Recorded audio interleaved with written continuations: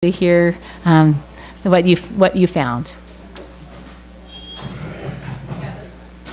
It's great to be here. Thank you all for being willing to wait a little longer before you go home and get lunch.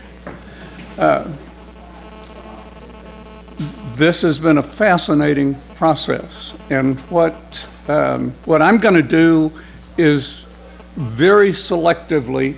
You may not think I am selecting very much, but the written report that will come about is probably going to be about 90 pages long. I'm not going to read all that for you. So yeah, my first applause. So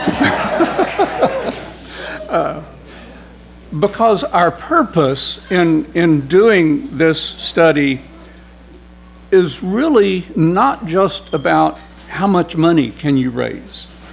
It really is looking at a variety of things within the life of the congregation, many of which contribute to the willingness of members of the congregation and friends of the congregation to share what God provides for them. So it really is a composite of many different things. And as Linda noted, a big part of the report comes out of the information that many of you all provided through the course of a number of weeks in the survey. So I'm going to skip around a bit. The report itself, the initial part is simply about background. How did all this start to take shape? And then I look at some demographics in the community, because that has a lot to do with some of the possibilities for ministry. Then I'll go through some of the questions that were in that survey and what that tells us, and then some observations and some recommendations. Some perspective on the community. It's interesting to me that the population of California, of the state of California, has, in the interval between 2000 and 2004, grown by over 12%. Berkeley, as a city, has grown at that same rate, just slightly more than that, in that same 2010 to 2014 period. The zip code in which the church is located, you think it was more or less? Actually, it's less, way less. It grew by less than 5% in that same interval.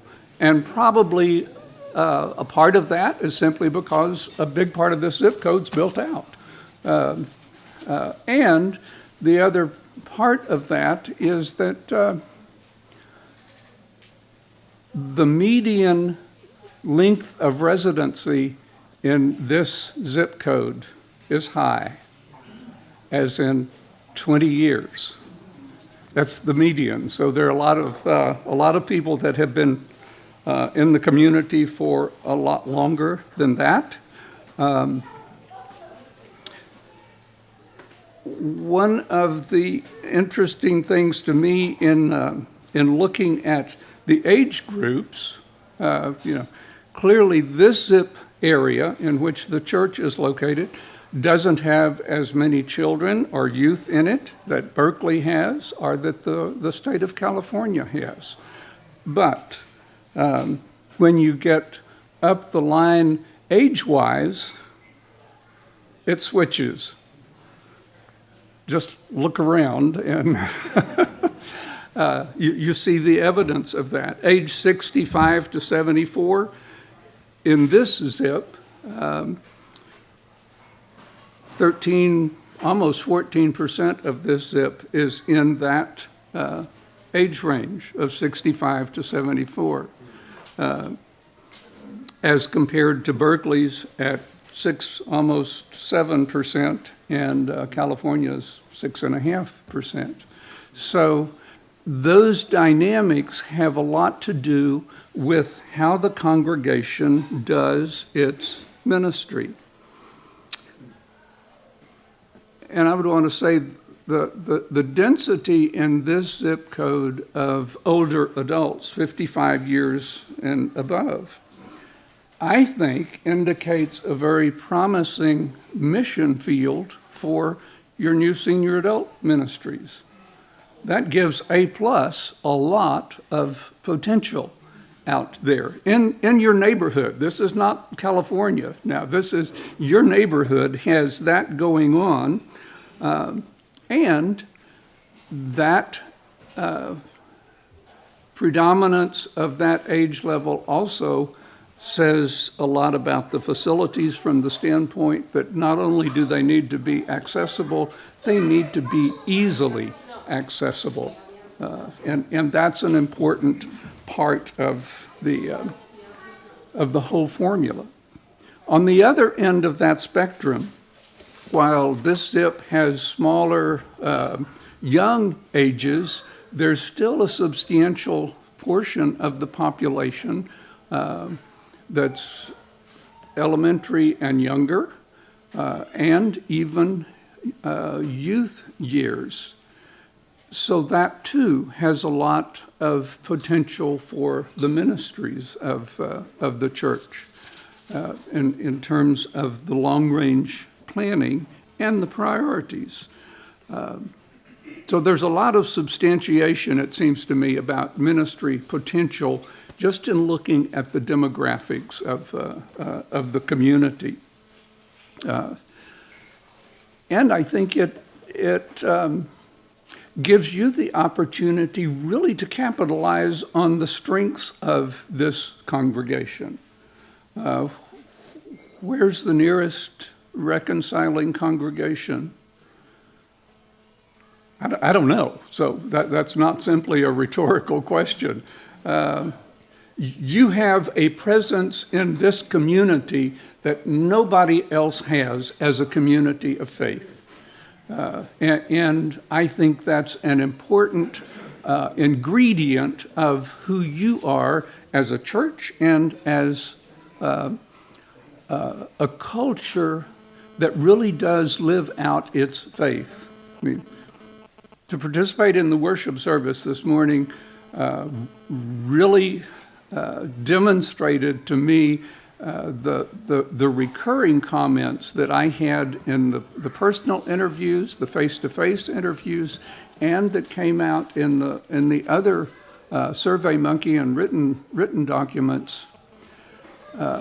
We want to be a welcoming community, and you demonstrate that. It probably didn't happen overnight, but it's who you are now. And that, too, is an element that you can begin to celebrate. You're also a very highly educated community, both in terms of Berkeley and in terms of this zip. What percentage of residents in this zip would you guess completed a graduate degree? It's 94707. Yeah. I heard a lot of guesses. Some are pretty high, but it's just under 30%. But in terms of Berkeley at large, it's 23, a little over 23. State of New Mexico is 7.5. So recognize that you as a faith community have those same ingredients. You have access in the community to a lot of people, and you are the model for a lot of people through this faith community.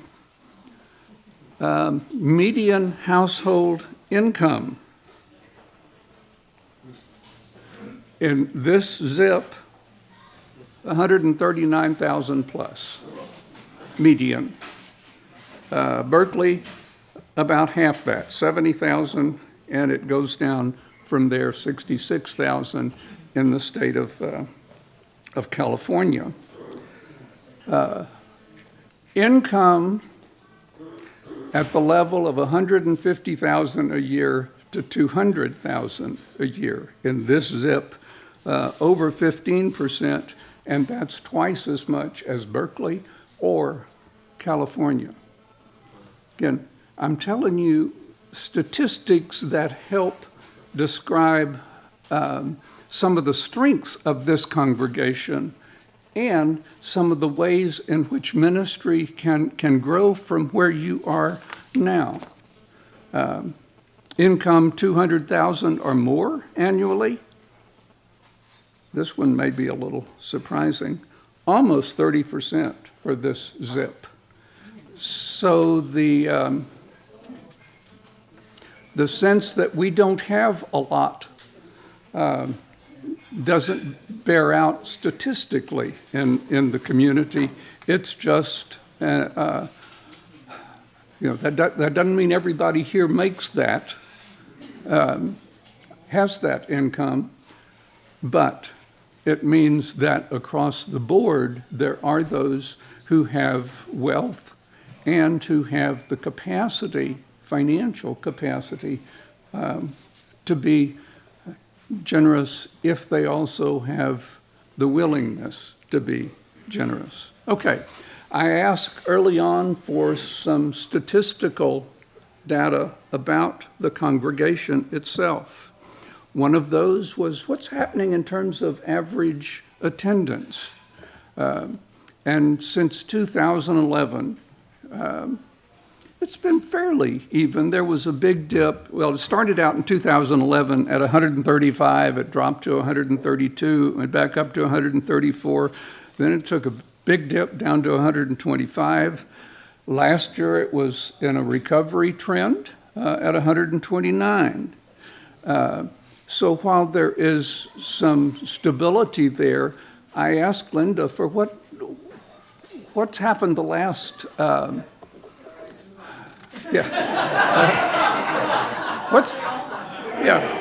what's happened the last 6 months, the first 6 months of this year, and that has averaged 138. It has not been at that level for a number of years. So recognize a trend in the presence of people to share in Christian worship with each other. I ask about membership, and across the same 5 years of 2011 through 15, membership did go up, but there is an interesting historical scope to all of that. How many of you were around in 1953 when the merger happened? Okay, we got one. All right, two. Okay. At the time of the merger, there were 1,100. There was 1,070 members, just over that, just over the 1,070. That dropped a little bit, went back up a little bit. At the time of the merger of the Methodist Church and the Evangelical United Brethren, it took a dip after that. I don't know whether that was because of the merger or not. It just timed that way. And then in the 90s, it dropped down into the 200s in 1995. And then in 2001, it dropped down below 250 and started coming back up above 250 in 2010. Finished 2015 at 294. 6 new members and 2 deaths this year puts it right at 300. We're almost there. We're at 299. But, and have not been at that level since 1995. Okay?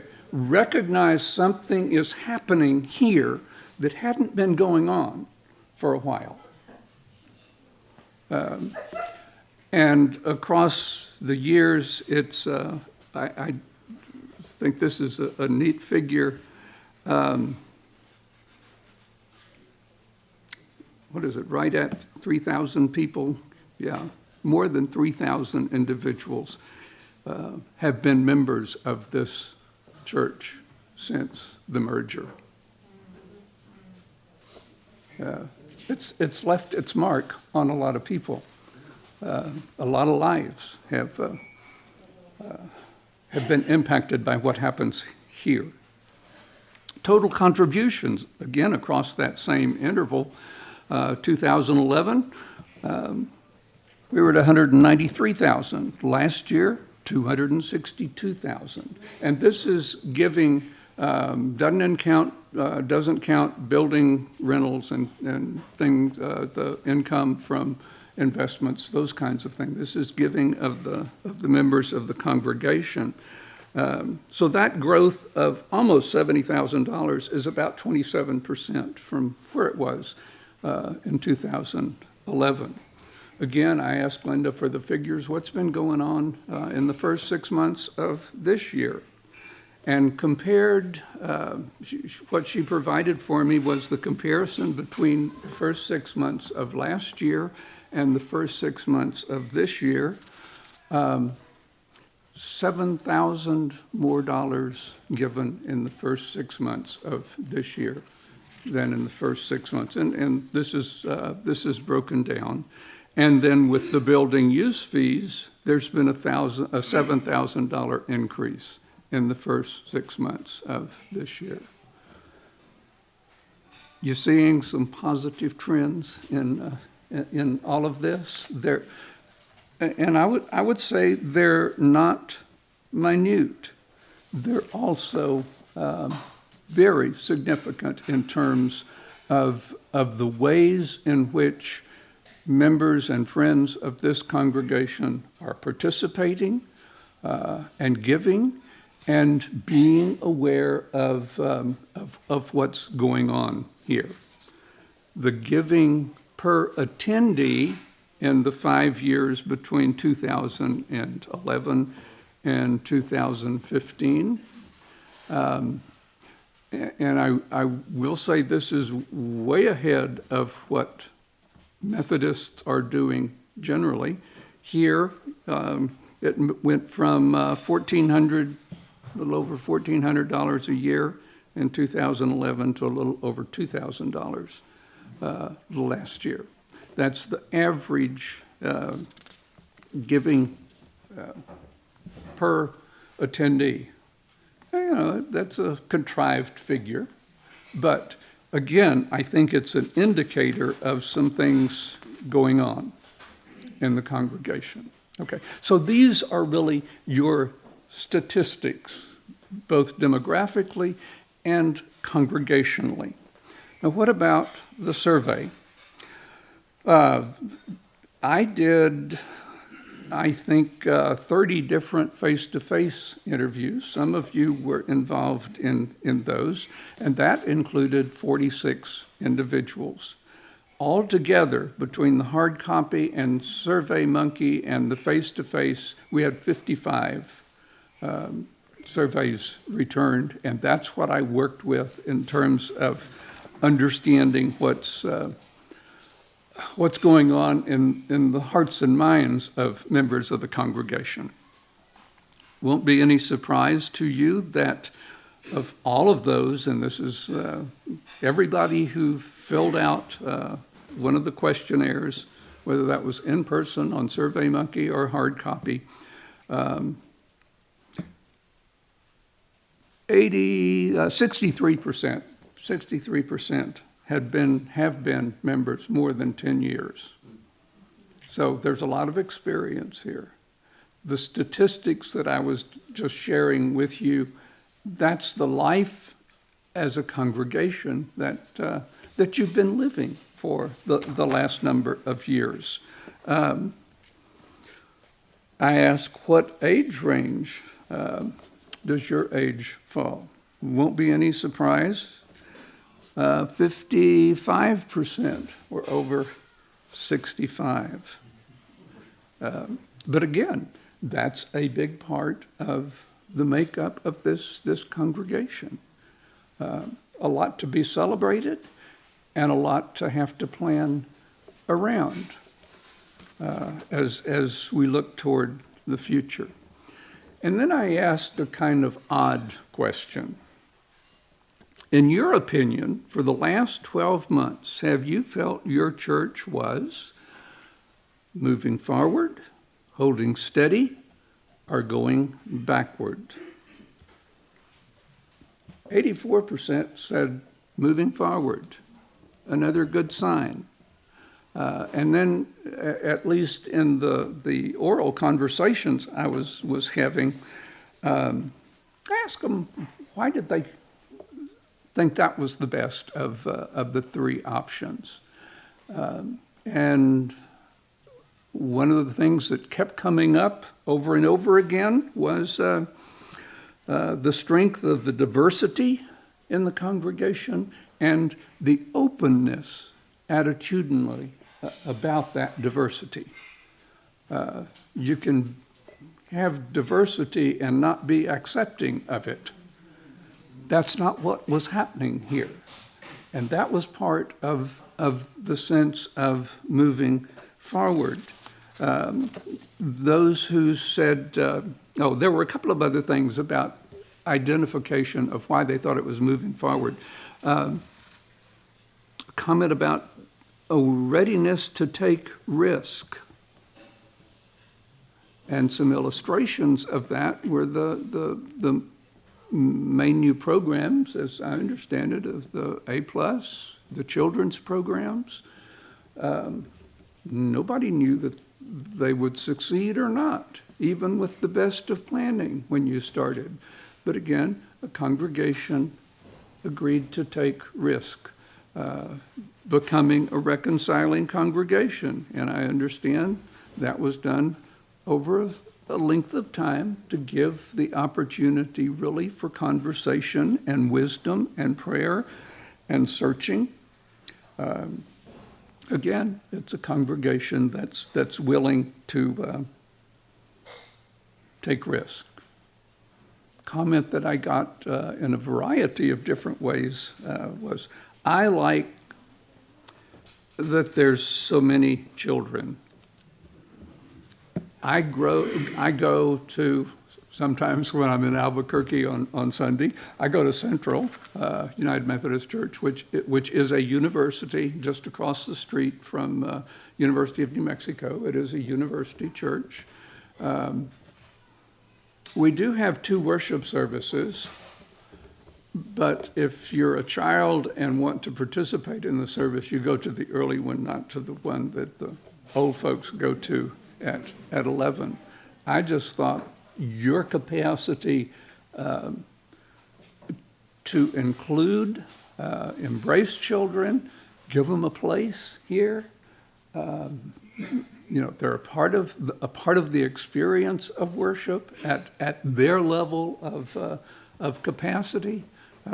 That's great, and people noticed that. Another comment about moving forward was we have lots of new members, and they're taking responsibility. I can point to a bunch of Methodist churches that I know in, South Texas, because that's where I've spent most of my life. They may get new members, but they're not entrusted with any responsibility. And the integration of new members into the congregation is an important thing about what you're doing. And for those who said that they thought the congregation was holding steady, some of that had to do with stewardship. not growing at the same level that probably it could be. And I would point out that a capital campaign does bring a focus onto stewardship from the standpoint of our personal and family values and our readiness to invest in the future of the congregation in a unique way. It's not an annual campaign. It's a very forward-looking kind of process that we would be asking for up to 3 years of financial commitments as part of that. So there's a lot of potentiality for growth in generosity.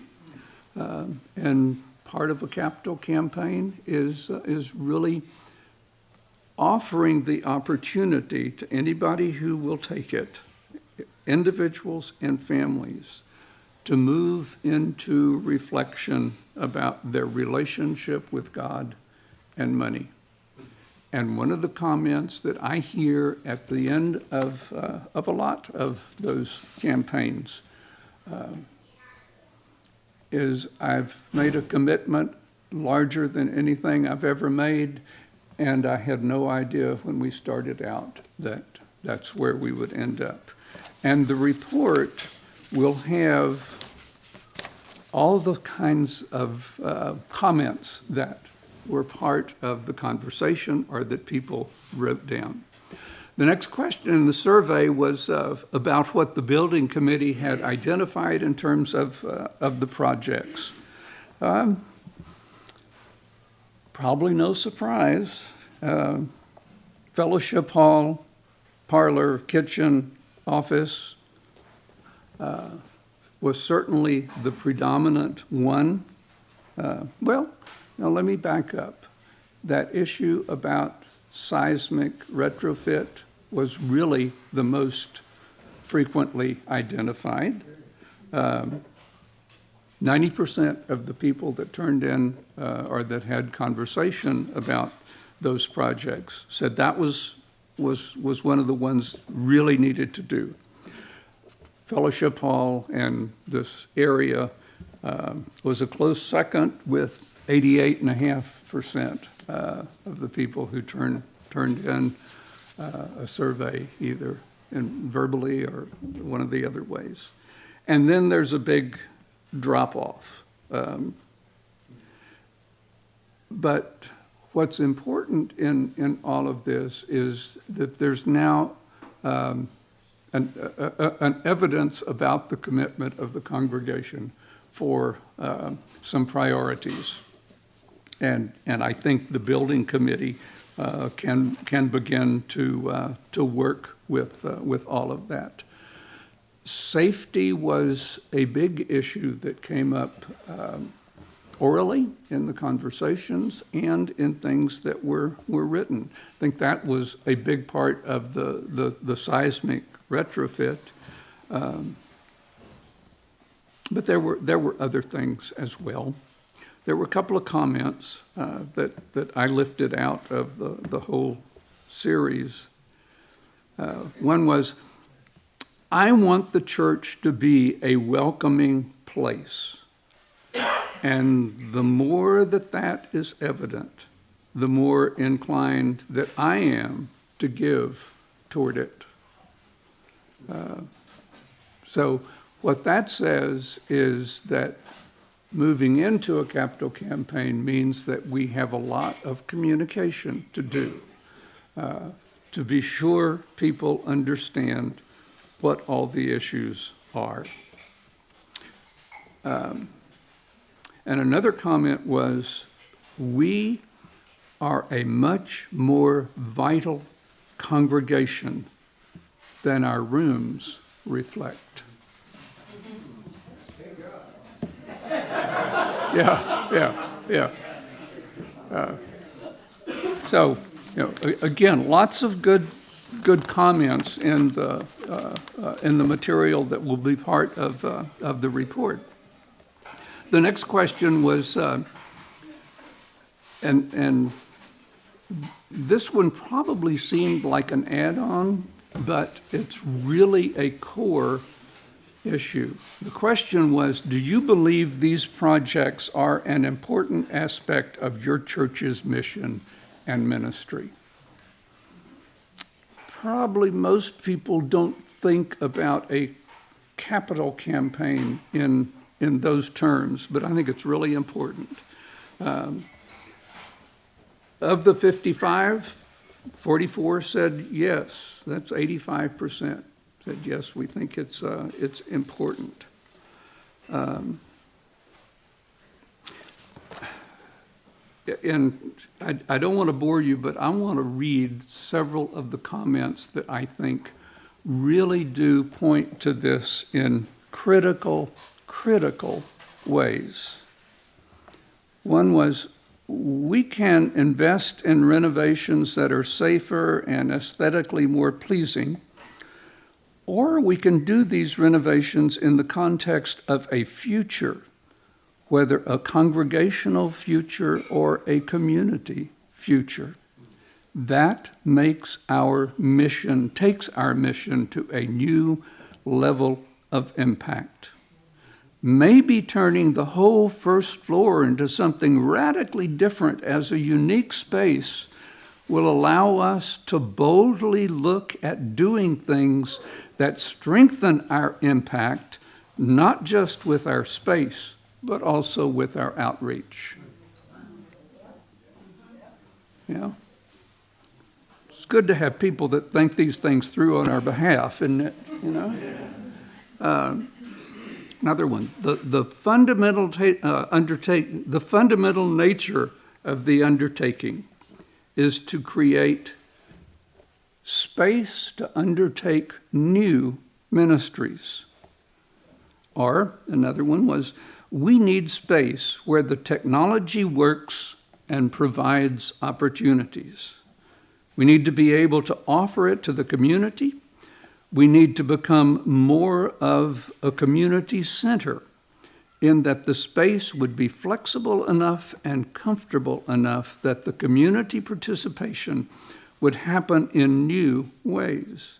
We need the sense that we are moving into the future that's more open. Let's see how we can use this building in new ways to be in ministry. I thought that was pretty perceptive. Another one was, we've been making do without these improvements, and we've been fulfilling our mission and ministry. The question is whether we could do more with better facilities.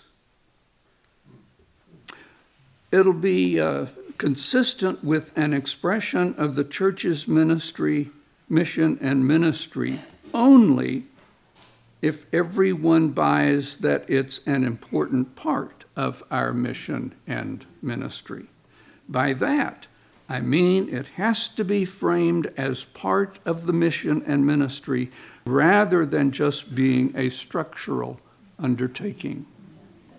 How we adopt it will determine whether it's ministry. And then it seems that comments, and this is more my review of some of this, it seems that comments such as the ones I've just read to you point to an awareness that defining the entire project, regardless of the number of separate undertakings that might be afforded, is not just maintenance or making things pretty or comfortable. It is that, yes. But more importantly, it's an expression of recognition that Epworth is a community of God's people who love each other and choose to work together generously to demonstrate their intent to share that love with the community in which the church lives its life. So I really appreciated, and you can see by the pages I'm going through how many comments I got to that question. The other one was, do you believe that most people in the congregation are aware of the need of the improvements? And the generalized and oversimplified summary of those responses were that If they don't use the space regularly, they're probably not aware. If they do, they're probably aware. There was a little more to it than that, but that's a quick summary, which is to say that the building committee will really need to introduce the whole concept of what's being suggested as options in this whole process. I don't know what the flooring in the children's room looks like now, so why does it need to be replaced? But probably when I go look at it, I'll have a better understanding of that. They're the ones that took the lead in raising that for us. And then there was a question about your questions. What are your questions about the project? And the biggest thing was there are areas that we don't know. And in the capital campaign, we have a communications team that works with the building committee to really put together some resources and convey the information that will help. Nobody should be asked to make a financial commitment if they have questions that can be answered at that time. I mean, you can ask, what color is that wall going to be? And we don't know that yet. We probably won't know it yet for a time. But there are lots of questions about this space that can be answered.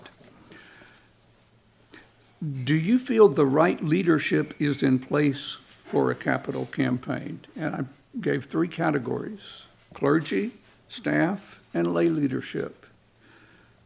Of the 55 responses, 50 said yes on clergy. I think that's the highest response on any item in the survey. That there is a level of trust and affirmation there, and you really need to have that in terms of having a good campaign. A lot of affirmation with the lay leadership as well. There is a high level of trust and willingness. More uncertainty with staff than, it really wasn't negative. There was the option of not sure, and that showed up more with the staff. And part of that had to do not with the staff itself, but what are the expectations in a capital campaign on the staff? And that's a legitimate area. We try not to overwhelm the staff in anything, but we do have to have a high level of cooperation with staff.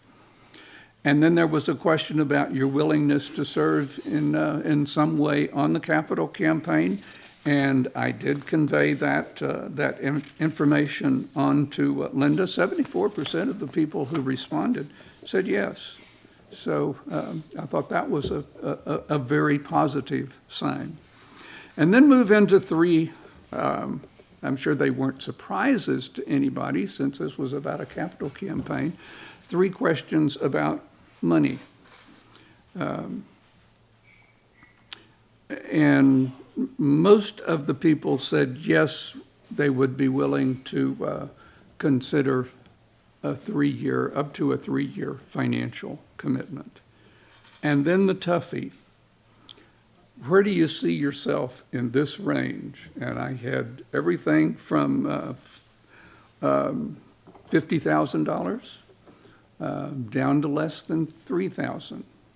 And that one won more votes than any of the others.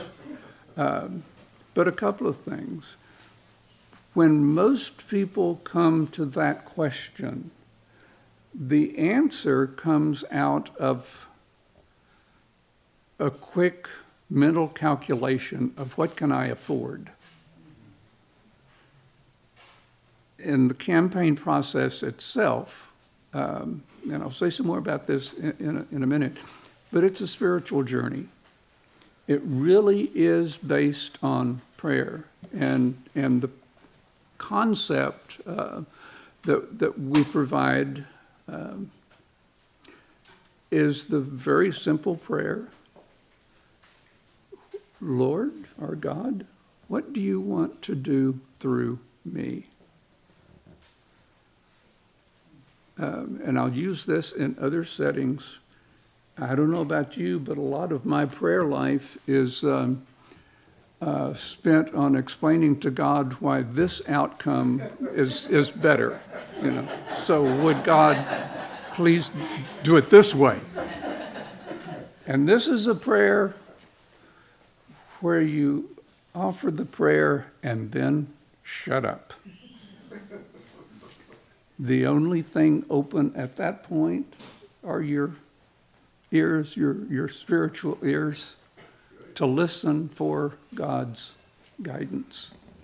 And there's a big difference between making a decision with a sense of that guidance than there was in the questioning about where do you see yourself in this ranking.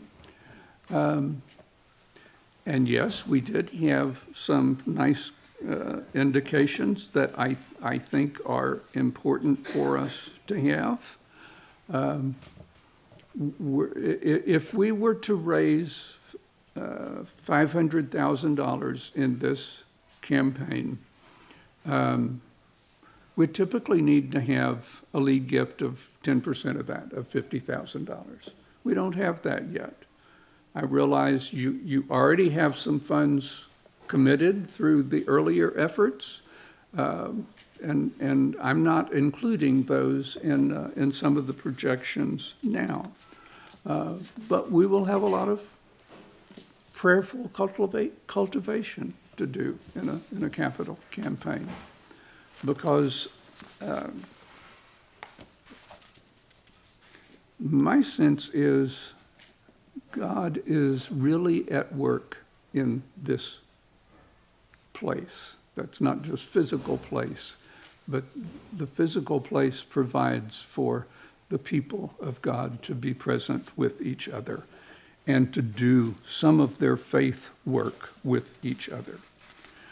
I asked if the gifts would be cash or some appreciated asset. Most said cash, but there were some that said there could be appreciated assets. So we will have the structure in place that will allow for the transfer of stocks or bonds or real estate and things like that.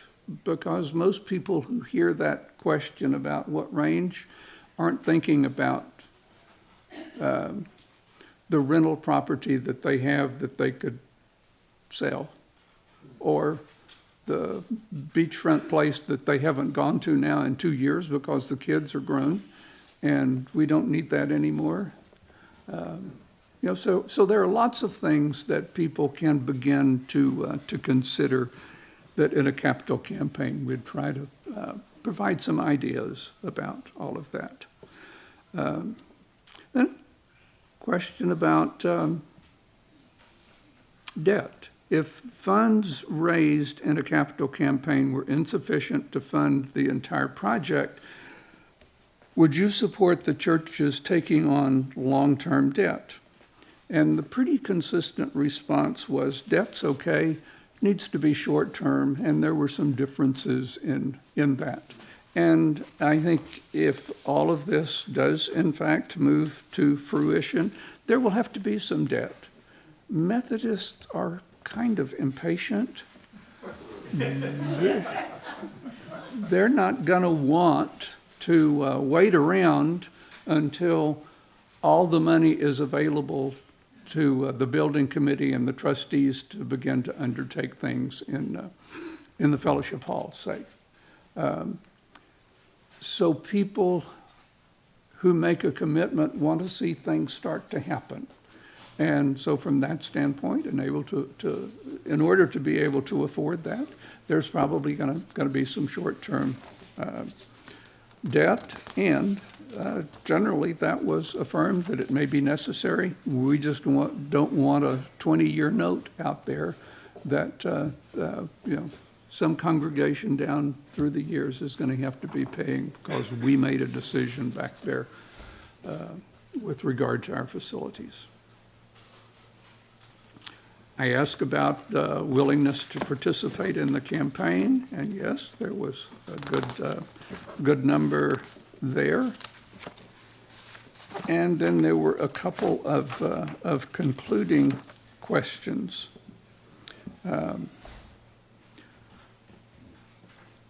What do you consider to be the greatest strengths of Epworth United Methodist Church?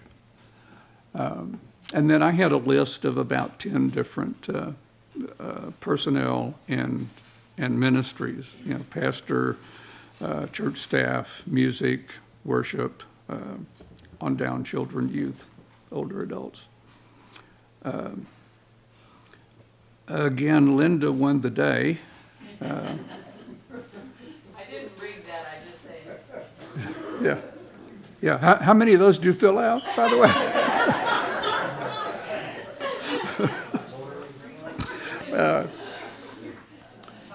But the second, close second, was music ministry. That won't be a surprise. And then 2 with children, the Godly Play and the Children's and Family Ministries. So there was a lot of affirmation, both in terms of the pastoral leadership of Linda and the creative leadership of Susan with children. Then the same list of personnel and ministries was the next question. What are the areas you think are the ones that need, that have the greatest need for growth? This will be a surprise.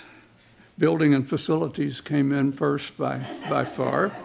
But again, there was affirmation in all of this that these are good facilities. We just have to take care of them. That kind of perspective. There was a lot of concern about youth ministries. And interesting, outreach came in high in both categories of we think it's a strength, we think it's an area where we need to grow.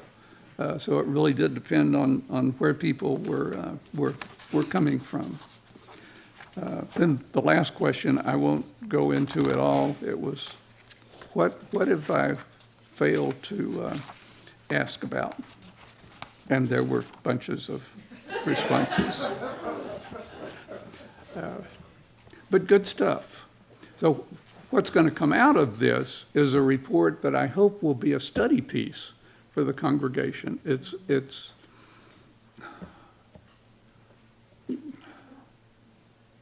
going to be important that it be used, I think. You don't have access to the kind of information that will be in this, brought together in this way, really in any other way. So some closing observations. Why do people give? Mostly, they give out of a sense of affirmation about the mission of the organization. And this has to do with gifts, philanthropic gifts across the board, to the church, to the XYZ nonprofit that does youth services, to anything else that you might want to give to. But that kind of belief in the mission of the organization is really important. As Linda and I communicated, while you don't have an official mission statement, what is there is a very significant guideline of it's to come together to worship, to study, and to live out God's love, so that we strengthen our Christian faith, develop a creative, supportive community, and encourage each other in our ministry, in our many ministries. And it goes on from there. But that's the part of the life of this congregation that's compelling when it comes to a capital campaign? Do you really buy into that mission? And I use that term literally, of buying into the future of the ministry to make sure its future is sound. A second reason why people tend to give is the trust in leadership. And I think that's clear in the ways it came out in several different questions through the survey. And the third reason is the evidence of fiscal stability. And I know you've had some ups and downs with that, and that the Finance Committee is working with that, and from what I understand, making some significant inroads with building trust there.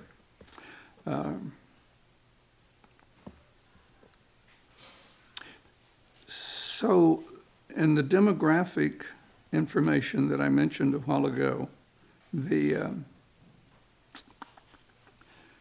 median household income in Berkeley, and it's considerably higher than that in this zip code, $70,738. If a tithe is 10%,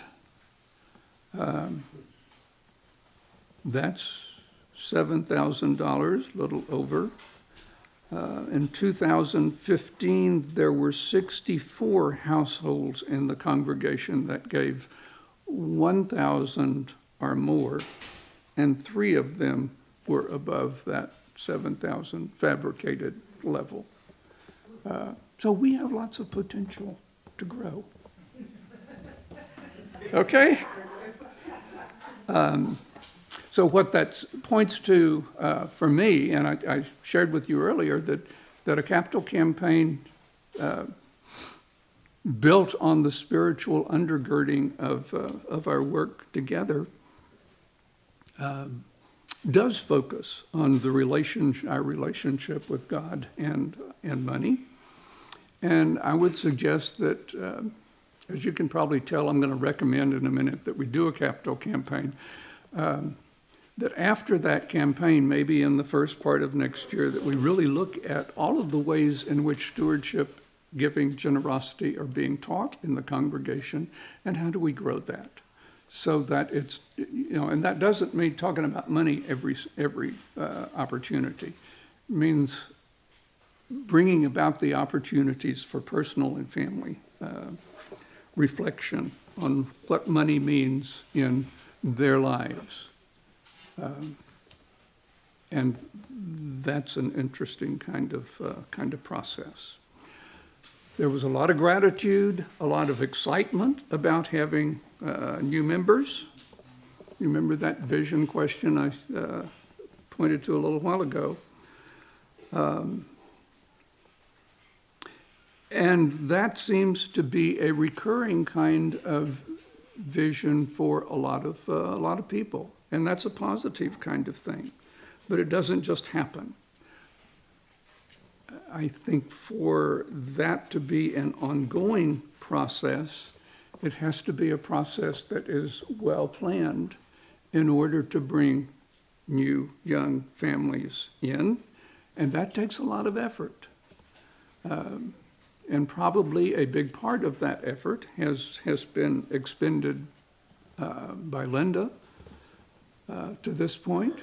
But what would it look like for that to really expand in terms of the planning and expending of effort?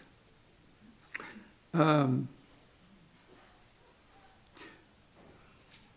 think there are ways that long haul you can really capitalize on your strengths as a congregation.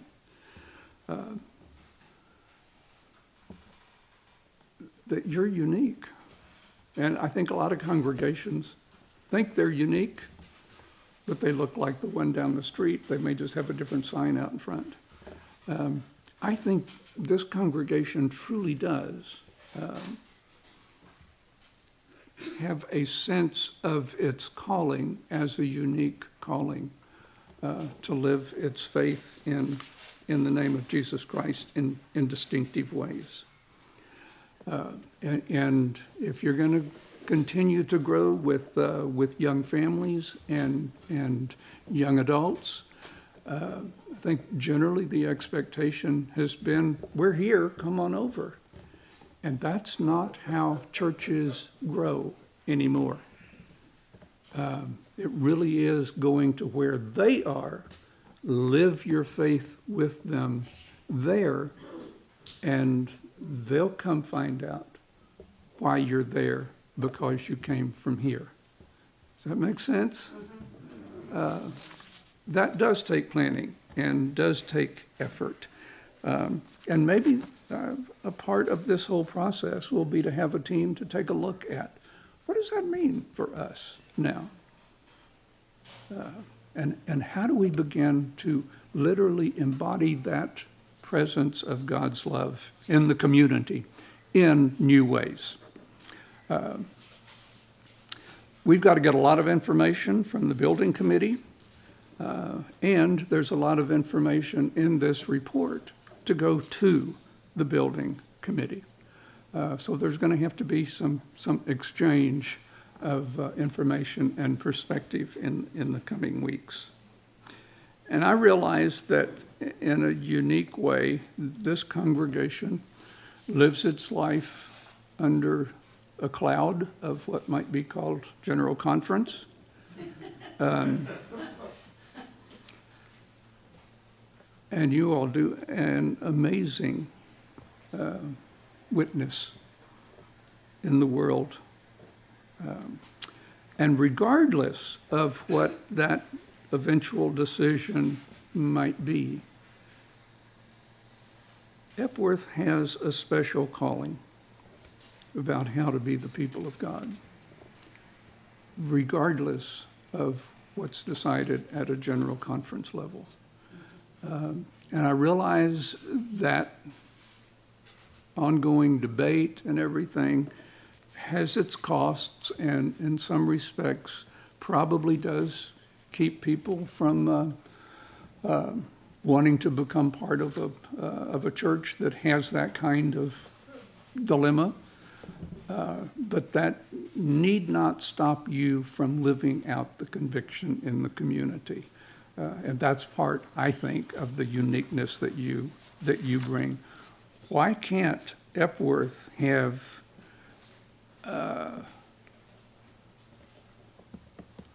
the most exciting youth program in Berkeley that draws teenagers wrestling with sexual identity and sexual orientation issues at a critical time in their life when the resources to support them in their self-understanding and discovering that, they're just not out there.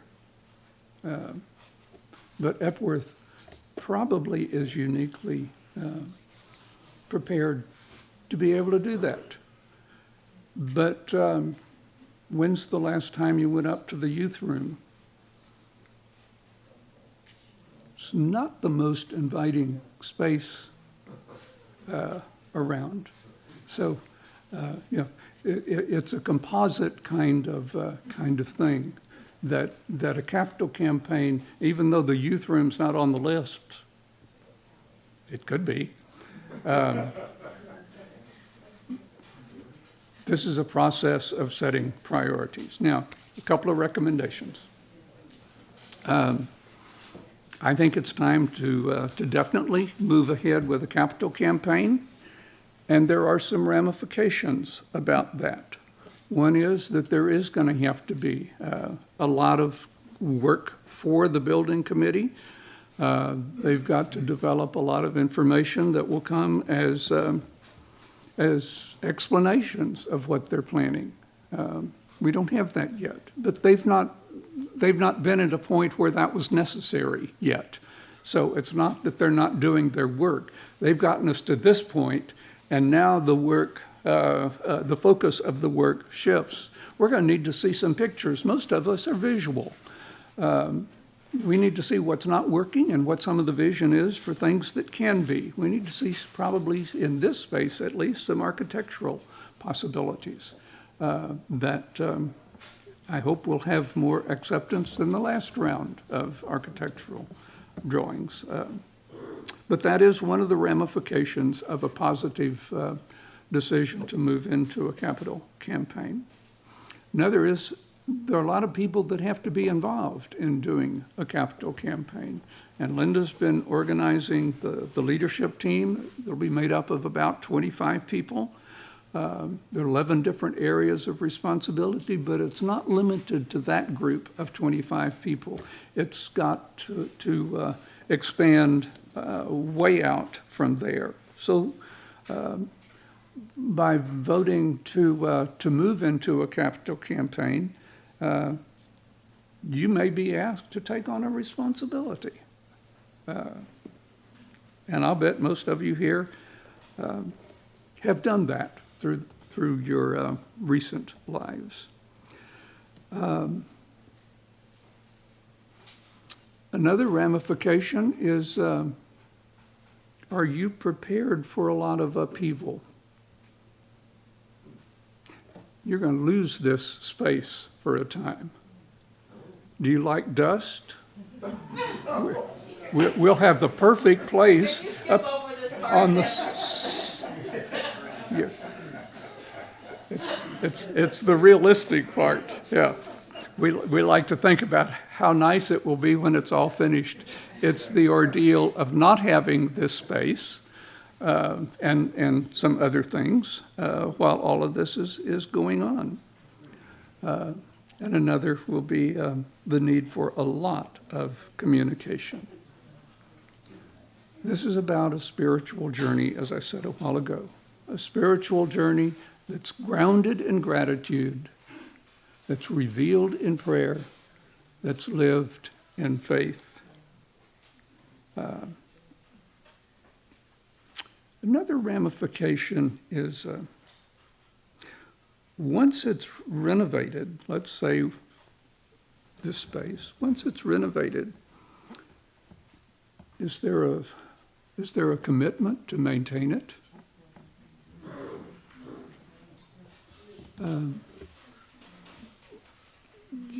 In a sense, you're in this situation because the commitment hasn't been strong enough to take action before, even though there have been some efforts. And the last one was a timing issue that we couldn't control. We didn't know the economy in 2008 was going to be doing what it did. But hadn't been too many changes since then, as I understand it, even though the economy has changed. I think and this comes out of my work with other congregations, what I've experienced here, what I saw in that question about where do you see yourself, what's happening in terms of giving in 2015 and 16 to the operations of the church. I think you have the capacity of probably raising somewhere between $350,000 and $550,000, assuming you're willing to begin a spiritual journey. And there'll be lots of steps in a campaign that we can refine that so that we can keep the congregation informed about what is the financial possibility there.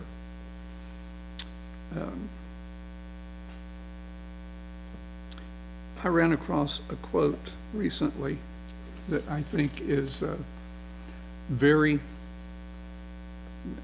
timely for you, for all of us. First, we shape our buildings. Then our buildings shape us. And I think that's kind of the situation that we're in at this point. I think there's serious, one of the other ramifications is, what are you going to do with this space? I think you have to plan to use your renovated space.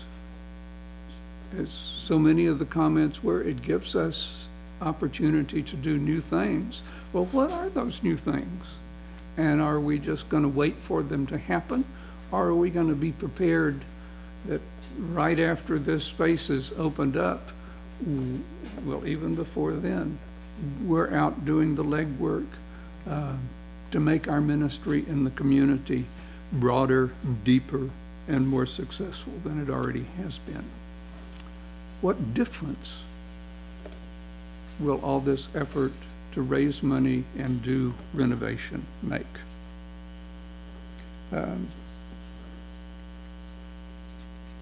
And the last recommendation really is to use the report, and I intend to have a completed draft to Linda probably tomorrow. It will still be in draft form, so can't really circulate it yet. There are a couple of things that technologically I can't do in this report. I have to send it back to the office in Arkansas and say, by the way, would you take these figures on question number whatever and put it into a graph for me? And while you're doing that, would you scoot the graph on the next question over to the center? This is way beyond me. But as soon as we have it in a completed form, I'll make it available electronically. You all can print out as many as you want to. You can mail it, email it to folks that want it, and they can print out all 90 pages of it. But there is a huge amount of information in here, and so much of it is made up of the comments of members of the congregation that you really don't have access to ordinarily. It's really a resource. So I'm going to stop. If there are questions, I want to try to deal with those, and you're going to do a little switch off. Yeah. I am now modeling a proposal that, since there are several people who can't be here and we're video recording it to be able to post it so that everyone can see the presentation and whatever questions, please come up here to ask a question or to introduce an idea so that everyone can see and hear you as you do it. Thank you. Okay. Who wants to come be first? Please, please. I just have a very quick question. We came here after this all got started, my husband, my family and I. When you say it was 50-some responses, can you put that in the context of the membership numbers? I mean, it sounds small, but is that because they represent households or individuals? Some will represent households, usually couples, and I did not distinguish, as I had the face-to-face conversations. I think we had, 30 of those and about 40-something people in that. So I don't know on the handwritten or the Survey Monkey whether those were individuals or couples. In terms of where did you come out in relation to your membership, you came out pretty well. And I really appreciate the many people who took time and energy. Obviously, if you didn't do it, you probably didn't realize it was as long, or almost all of the questions had no response. And my guess is that's because somebody or a couple of people may have just gone through, looked at all the questions, and decided, I'm not going to spend the time doing all those. But I think in terms of having the 50, that was a good number. It's good feedback. Yes.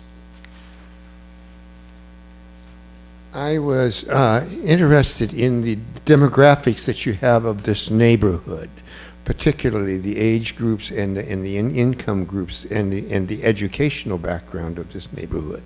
I'm terribly interested in that.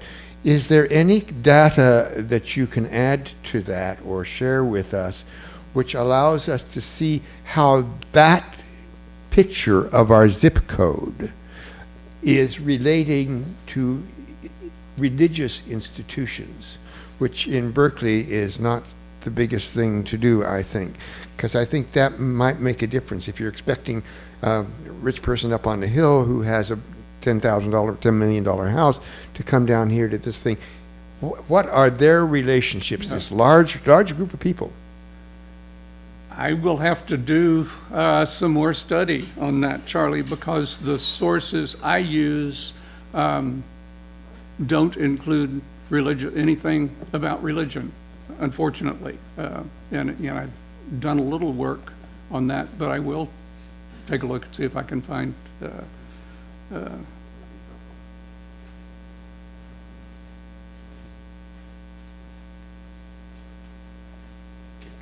I'd like to add a related demography question, and that is, when we're talking about the zip code, we're talking about resources that are potentially available because of area, but how many people in this room live in this zip code, or even in Berkeley, or even, I mean, do we know how that's, because you're actually talking to people who don't necessarily have anything to do with the statistics that you're asking for comparison's sake. So I'm wondering how that relates, since we're the group.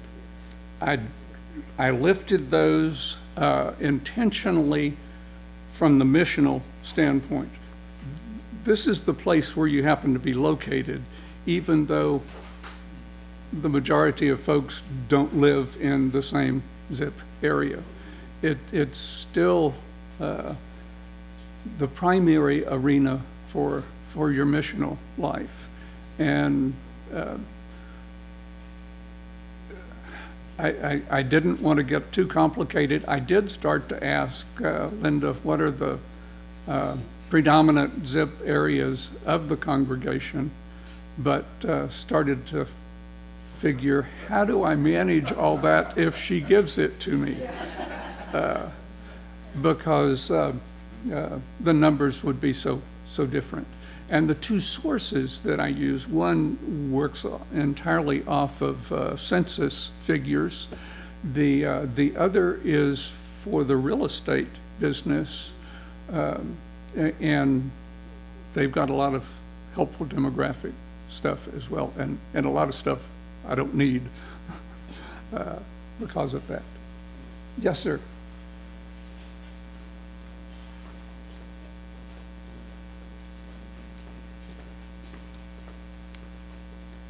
So, you know me, I've got to throw my 2 cents in. I will just say I went through a similar exercise. It was about 10 years ago, but it was part of an online United Methodist course in welcoming, where I participated with people from all over the country in reviewing these principles. And one of the exercises that we did is the one that you were engaged in. And I think that one of the things that of course, that data was older, but I think based on the stability in this community or in this immediate area, they still might apply.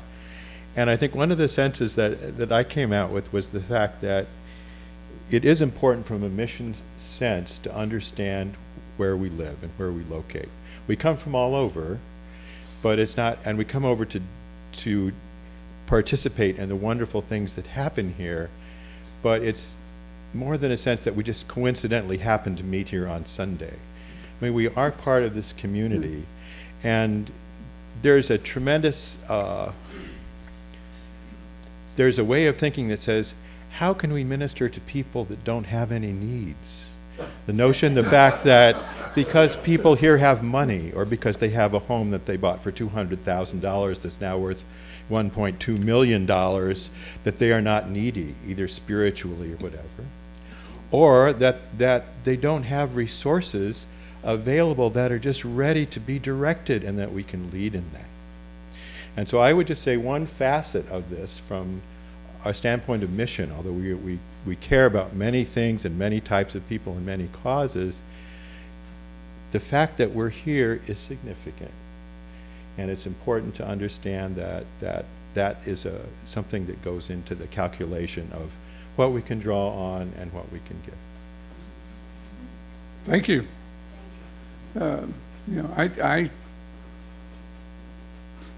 well, a couple of questions. who in Berkeley doesn't know about Epworth United Methodist Church? And why don't they know?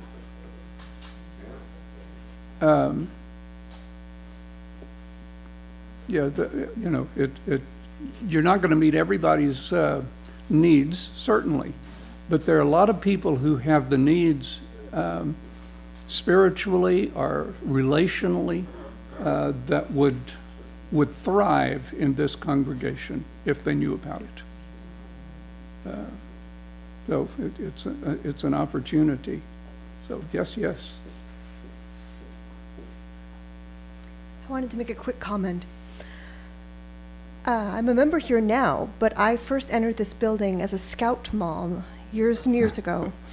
And it's a thriving troop that comes here. And it's just a reminder that for many of you that are here on Sunday morning, through the week, this is a really thriving place for the community. And I know that was brought up, but many of these scout families come from all over as well. They don't necessarily live anywhere close to this area code. I happen to know that personally. And so you're the public face. And this space is really important, and it's really valued by that community. I know you see them on work days, but it's just a reminder, and I think the Epworth, the youth program as well for children, the playgroups, has brought many, many families through these doors that would have never walked through a church. Although scouting has some roots biblically, many of these families walk this faith spectrum to no faith. And so you're also the public face of a church that they wouldn't walk into otherwise. So it is very valued by the Cub Scout troop that meets here.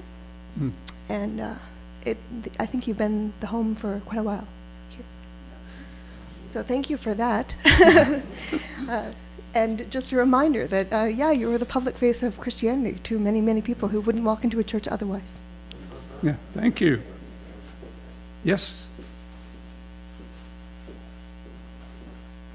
I was just thinking that we are very accustomed to think about how can we have ministries that advantage people who are poor or needy, but we can have a ministry to people who have too much money.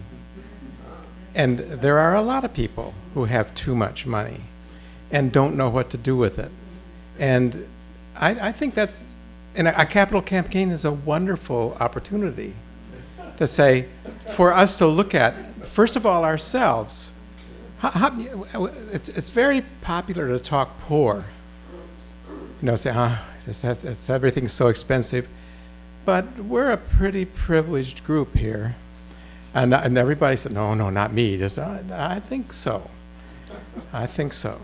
And we live in a very privileged community. And perhaps a capital campaign is an opportunity for us to think about ourselves and then maybe offer to somebody else who might be down the street and really hasn't thought about what to do with their wealth, that we could help them too. Yep, thank you.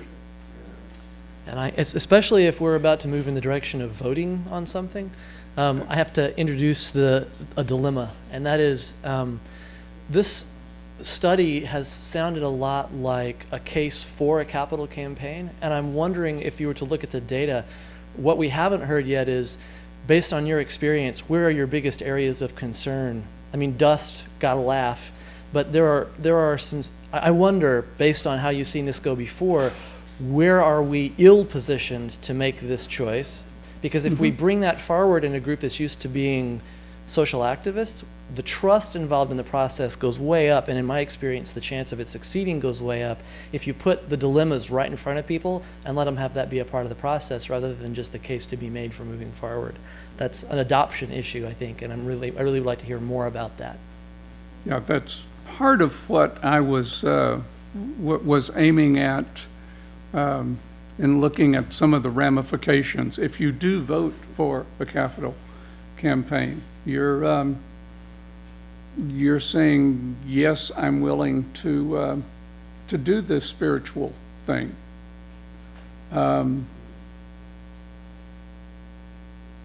not just about money. One of the difficulties always is what happens if we do this great effort, and instead of raising $350,000, we raise $150,000. That's why I've tried to look at so many different categories. We don't have any assurance about where we will come out, but the recognition is that in many ways this is a very blessed congregation. And yes, you're located in a zip area where there is a sizable wealth, and rich people have spiritual needs too. Or so I've been told, you know.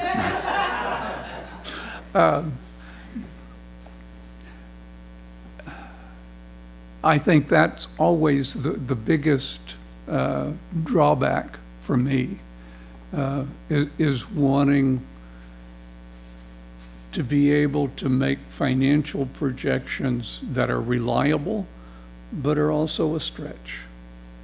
And I hope I haven't stretched too far, but I think this congregation is exhibiting behaviors that point positively toward the possibility of a good, exciting, sound outcome. It's a life-changing outcome, both for individuals and families who make decisions. What is it for us as a family to make a sacrificial commitment for 3 years? How do we do that? Does that mean we don't go out to eat as much as we did? We live with our cars for another 3 years. You know, every family's budget is going to be different, but those are the kinds of issues that I never know the answer to. But the statistics point to positive possibilities for you. And you know, those for me are some of the oh my goodness, what are we doing kinds of questions. Hi, I was wondering when the capital campaign will start, when it will be completed, when the construction would start, when it would be completed. And looking at being here for a very long time, I'm just wondering how long on average, or people in different age categories could expect to have the benefit of these capital improvements. Okay? Because it is a matter of standard of worship, you know. Yeah, and the longevity in this zip is 105. So I expect a good many of you are going to be moving back to this zip. No. Assuming that the vote is positive to move ahead, we're prepared to begin with the leadership team for a campaign on Tuesday night of this week.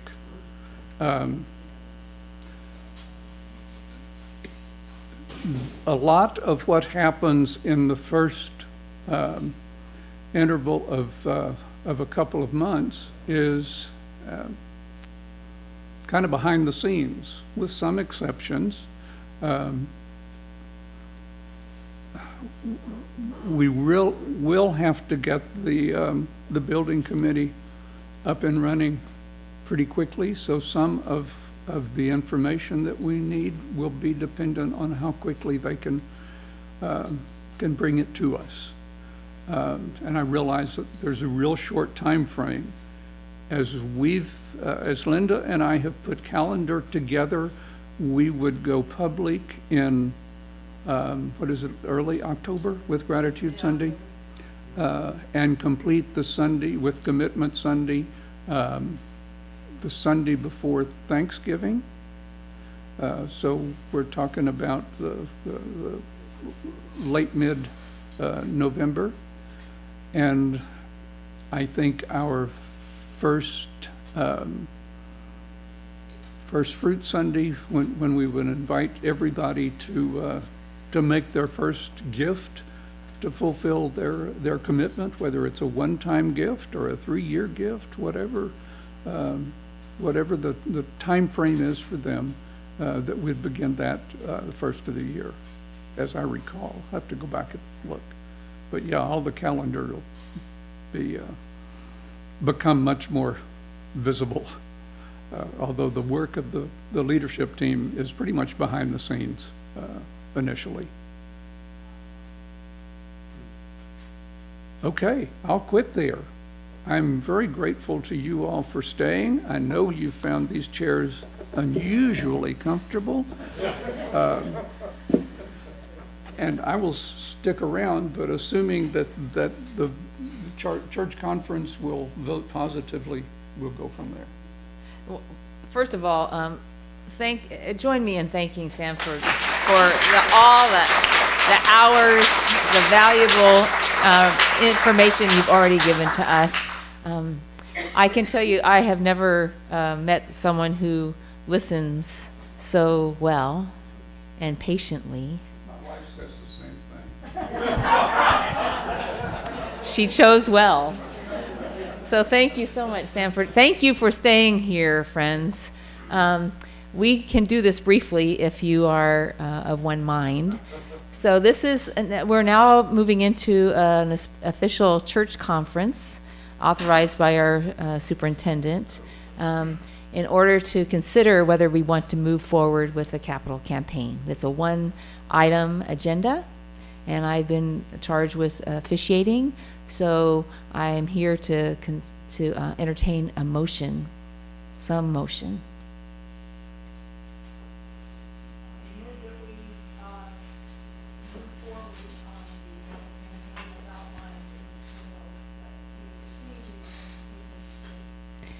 Is Shan still here? Are you taking notes? Oh, wonderful. Thank you so much for our secretary here. Did you catch that, Shan? Yes. Okay.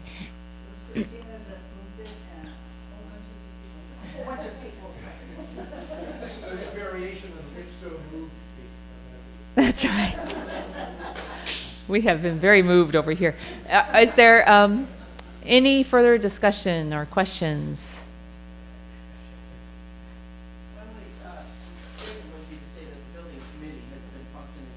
Yes. And is active and engaged and ready to move forward over a couple of years, in action. So I just want to put that out so that's also clear. Yes, we have preliminary plans that are now will soon go to contractors, but we're perfecting the detail in those. John and then Charlie. I just want to say that for me personally, I consider this to be a real commitment and a commitment to a new way of looking at spiritual journey. And as I was sitting there, I was debating with myself my fears about financial insecurity and all of that, and I've decided that for myself it's the right thing to do. Thank you, John. Charlie. And if you speak loudly, because we're trying to videotape, so Charlie, if you would come up here maybe. Yeah, I'm sorry. So, yeah, if you would come up here. I'd just like to make a request because I forget things. I forget that there is a group of committee, and I don't know. I say, I see you on Sunday morning, but oh, you're one of the ones on the building committee, or you're one of the ones on the trustees, or you're one of the ones. I don't remember that kind of thing, and I'm wondering if it's not possible as we move forward in this, assuming we're going to move forward in this, to identify and continue to identify people like maybe you were building committee on your name tag, because that helps me remind me to talk to you about that, because I meant to say that, but Sunday I was having something else doing. Thank you, Charlie. I think that communication will be critical. and visibility will be critical. And to kind of reiterate what Diane said, our building committee has been working very diligently on plans and getting some cost estimates. We have some general numbers.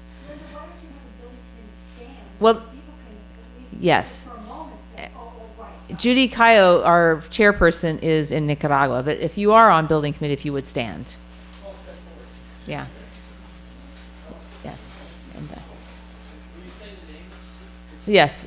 So Jean Olson, Christina Kellogg, Diane Rush Woods. Are you Clark as well? Clark Kellogg and Paul Nassman. And it's chaired by Judy Cayo. Who else is not here that I'm missing? Yes, Sarah Oakes. Yes, thank you. All right. Yes, Barbara? I think it would be helpful if Or I can repeat the. yeah, I just think it would be helpful if the building committees, the names were written on something. So Every week, so we know through the process who's there. yes, so we can write the names of the building committee on publications and articles around the project. Yes, or projects. You're going to move it now. And when we have a long period of sitting and if we do this quickly, we can leave positive vote. I feel uncomfortable. I don't feel uncomfortable with the principle of moving forward. The process seems to me forced. So Okay. if we don't vote yes now, what would happen next? Nothing. We would just have to do this again later and reconsider it, right? Which is another big commitment of time. I don't want to do that. But if somebody has questions and they feel uncomfortable about voting to move it forward, how would they get those issues addressed? What would happen next? For someone who goes, oh, I don't know about it, would they ask a member of the building committee? How does it officially get introduced into the process? So I think the building committee will be listening. If we move forward, the capital campaign leadership will be listening. Our trustees will be listening. I think those are the ways that those concerns can be raised. But you're right, Brandon. We don't want to rush anything. There is, you're right, a presumption of moving forward. But we need to listen, as well as Sanford has in some of these interviews, to what our concerns are, what our hopes and dreams are. Jean can. I have one question, and that is the fact that I counted a while ago, and I came up with 40 people here, at least some of them were here and have left. But is that a fair enough number of the Are you going to restate? population of this Are you church going to restate what she said? to, for us to make this decision? So Jean asked that there were about 40 people before some folks had to leave who were present, and is that a big enough percentage of the congregation in order to make this decision? So technically, you can figure out what you think your opinion is, but technically in the United Methodist Church, we only need a charge conference, which is the officers of the church, leadership of committees of the church, to make such a decision. That was what the district, I asked for a church conference, but my letter of authorizing this conference actually said a charge conference, but the pastor can make a difference. Charge conference is the current leadership. Church conference is all members and clergy related to the church. Clergy for whom this is their church conference. And I called for a church conference, which means all members and related clergy can vote. So technically we can. This is an official church conference. Charge conference. Well, it is a church conference because I asked for a church conference and they said charge conference. But I advertised it as a church conference, which means every person who is a member or clergy related to the church may vote. And you have to, Jean, advertise that at least 10 days in advance and at least 2 ways, media, of getting that word out so that everyone knows they have an option to express their opinion and their vote. So may I interpret your comment in answer to Jean's question that technically, we have the authority. Whether you feel comfortable making that decision with this group, size group, that's a different question. But yes, technically, we have the authority to do that. If this group says yes, how far does that authority go? When's the next decision making? Or are we just good to go for the next 3 years? The charge conference, the vote is to move forward with the capital campaign. We will be making other decisions about the building. Now, whether that requires a church or charge conference, I don't know. Sanford would be better than that, better prepared to answer that question. But we will, whether it is in a church conference or charge conference or a church council, people will be informed and have avenues to express their opinions all along the way. Is that fair? I think you're required at least to have a charge conference before you sign a contract on the Okay. of the magnitude. So what I'm hearing you saying is after the capital campaign moves through, we would have to have another conference, charge or church being one of the two, to actually have a full vote before we authorize building to start. Construction to start. Okay. Construction, and part of what the building committee will have to bring back is this is the plan for Correct. the space, and this is the plan for financing it. The building committee brings back the plan for the space and the plan for the financing, and then that gets voted on by the group, by the community. It's also reviewed, although it's not required for the nature of the size of our project, but it will likely be reviewed by our district location and building committee as well. And so we'll get input there, although it doesn't really reach the 25% value of our facilities test, but we will likely do that anyway. Any other comments? You don't have the district superintendent's consent to have a church conference. Well, we have I did get authorization. It did say charge conference. So if you want to be technical, yes, Tom, the letter says charge conference. But for every charge or church conference, the pastor has the authority to ask for it to be a church conference. And when I called the district office, I asked for a church conference. So if you would like to technically go to a charge conference, we can do that. But I just think it allows for more voice to do the church conference. Your thoughts? Well, I thought that the discipline said that a church conference can be convened in place of a charge conference. That's correct. But it takes the district superintendent to authorize a church conference. Yes, at the request of the pastor is usually how that's done. Yes. So. If I understand it, though, you can take a charge conference and expand it to a church conference. You can't take a church conference and condense it to a charge conference. That's correct.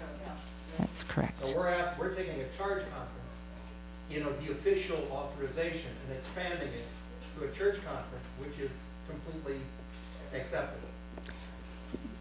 Well, I mean, we're splitting some hairs here. I just have a comment with regard to the building committee. Okay. So Paul has a building committee comment. Judy, who's the chair of the building committees in Nicaragua, Annette, who's a very strong voice on the trustees, is also in Nicaragua, so they're not really here to speak for the functions of those groups. But I would like to clarify a couple of things. Visual presentations of the architectural concepts have been made. I made one to the church council. Judy made one to another group several months ago. What we are waiting on at this time is the rendering of some initial architectural drawings that will allow us to get concrete cost estimates on what it would take to actually do some of the things that were presented in these concepts. The committee made the decision not to spend a lot of money on elaborate, fancy architectural drawings. It was felt that the PowerPoint type of conceptual presentations that were made were a cost-effective way to talk about the vision or the outcome of the visioning process that the committee went through with the architect. I think one of the key things here is there's been a long passage of time between those presentations and the delivery of the initial architectural plans. And I think that has allowed those concepts to kind of dissipate, and I think one of the things that probably comes from this meeting is perhaps the necessity to back up and re-present some of the concepts and the renderings that we do have. The other thing is that there's a lot of discussion about the building committee approving things. My understanding, and I can go back to the initial concept here, is that the building committee recommends to the church council and to the board of trustees, and the decisions are made by those bodies. So while the building committee is a group that has engaged in a creative process, has dealt initially with people with the knowledge of that comes informal relationships with contractors and with the architect at this time, we are not the body that approves what's actually going to happen to the room. That is a wider representation of opinion and approval. So I just wanted to clarify those things. Thank you, Paul. Yes, John. Am I correct in saying that we are voting not to spend $350,000, but to try to raise $350,000? Thank you very much. Yes, exactly. Exactly. And to contract specifically with Horizon Stewardship to do that. Yes. Yeah, just a clarity question. Charlie, maybe here. So John asked that we are not just, we're not voting to spend $250,000 or $500,000. We are voting to raise that money, and that's, yes, correct. My understanding of your motion is that we are voting to move ahead in a process that does not have all the details on it. And since there's a question of are we of one mind on this, I'm wondering if it's just possible to have the vote, now, and as a church conference, if we do it that way, or as a charge conference, however you wish. And to say, if you abstain, note your abstention. If you are against it, note your thing, and then see where we are with that. So you're calling for the question. Yes, thank you. So let me offer this. Yes, Shan had one. Thank you, Charlie. Okay, so let me offer this. Let's vote two different ways for our record. Should our superintendent be concerned that we had a church conference and not a charge conference? I really don't think that's an issue for our superintendent, but should it be, let us do this. So let me ask you, if you are a leader on the church council, a lay leader, a clergy in good standing, well, all of our clergy are in good standing, clergy related to the church, if you would vote this time, and others who are not in those categories, if you would hold. So if you would vote to move forward with the capital campaign and contract with Horizon Stewardship to do that, would you raise your hand? And so Shan or someone counting? Oh, I can't really count. You can look at the hands and just say the names of person. Well, I just need the numbers. 1, 2, 3, 4, 5, 6, 7, 8. Just put 2 hands over here. 1, 2, 3, 4, 5, 6, 7, 8, 9, 10, 11. All right. And if you are opposed to moving forward for this capital campaign and contracting with Horizon Stewardship, would you raise your hand? The same group, charge conference. There are no hands raised. There are no hands. And if you are abstaining from that vote, would you raise your hand? There are no hands raised. All right. And now let me invite you, if you are a member of the church by reason of joining Epworth, or as an esteemed clergy person, if you would vote to move forward with the capital campaign and contract with Horizon Stewardship, would you raise your hand?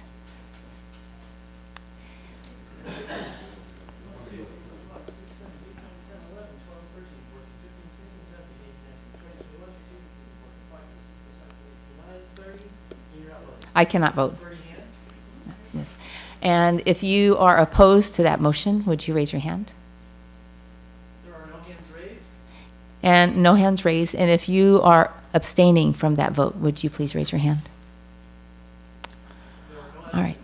Well, thank you. This is a one-item agenda. I thank you for your time, and we are adjourned. Thank you for everything.